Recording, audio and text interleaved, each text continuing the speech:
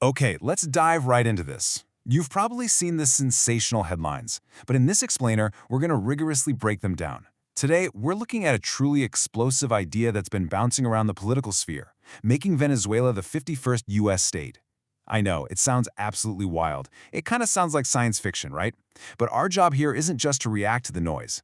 We're going to objectively unpack what a scenario like this would actually look like in reality. So we're strictly looking at the data, the demographics, and the sheer logistical math of trying to merge two entirely different nations. Now, this whole idea started purely as modern political rhetoric. A vision of painting a new star and a whole new shape onto the American map.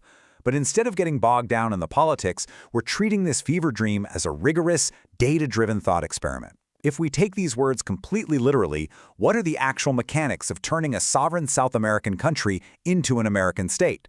Let's find out. Here is our roadmap for today. 1. The 51st state premise.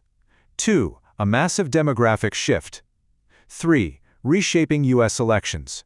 4. Historical annexation. 5. Systemic ripple effects. And finally 6. Policy or theater. All right, Part 1, the 51st state premise.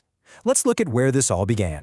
So, the premise for our entire explainer today sparked from this specific post on Truth Social, where Donald Trump explicitly stated he was, quote, seriously considering turning Venezuela into America's next state.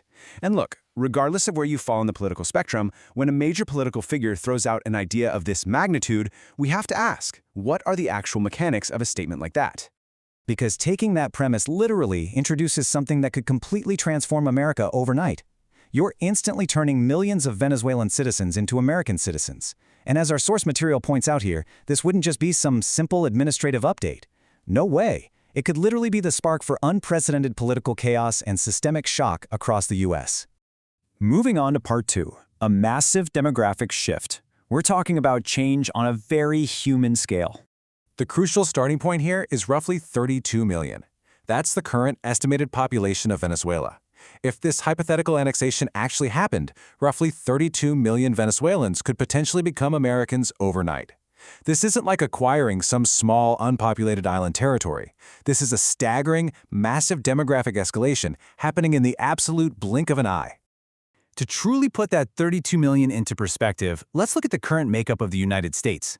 Absorbing Venezuela instantly makes it bigger than Texas in terms of population. Texas is currently sitting at around 30 million people.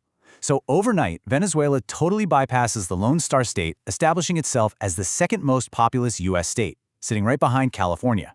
Just imagine the sheer scale of introducing a brand new state that immediately dwarfs 48 other existing states. It's wild to think about. Okay, Part 3, Reshaping United States elections. Let's talk about the shift in power. Well, in the U.S. system, population directly equals hard political power.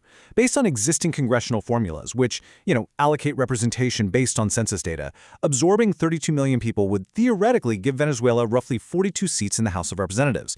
And since Electoral College votes are just your House seats plus your 2 Senate seats, Venezuela would command roughly 44 Electoral College votes. That instantly creates one of the absolute most powerful voting blocs in America. 44 electoral votes is larger than many existing U.S. states combined. What this means practically is that in our current era of razor-thin, closely contested elections, Venezuelan voters could effectively decide who becomes president. It would fundamentally tilt the entire center of gravity in American politics southward. Which brings us to Part 4, how annexation actually works. Let's look at the legal reality. So, has this ever happened before? The short answer is yes. The U.S. has expanded its borders many times. America has grown through annexation, war, treaties, and outright territorial purchases.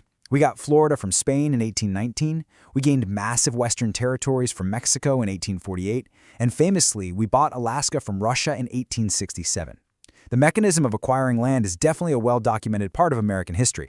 However, and this is a really big however, in those past expansions, the residents of those acquired territories did eventually receive U.S. citizenship, but it was often years or even decades later and under heavily structured legal arrangements.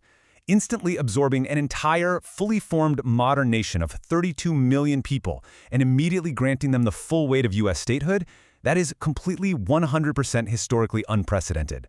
There is literally no playbook for this. Let's look at Part 5, Unprecedented Systemic Ripple Effects. Because if this happened, everything changes. Statehood means everything changes instantly. We already talked about the upheaval in Congress and the Electoral College, but beyond that, federal spending would have to immediately account for a massive new geographical area with immense infrastructure needs. It would completely rewrite immigration policy. Suddenly the U.S. border is in South America. Plus, it would radically alter Social Security and Medicare calculations, as we'd be trying to integrate millions of people into a system they haven't historically paid into. The bureaucratic friction alone would be absolutely astronomical.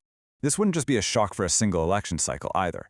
As this quote highlights, this massive ripple effect would forcefully redraw the lines of political power, federal budgeting, and resource allocation across America for decades to come.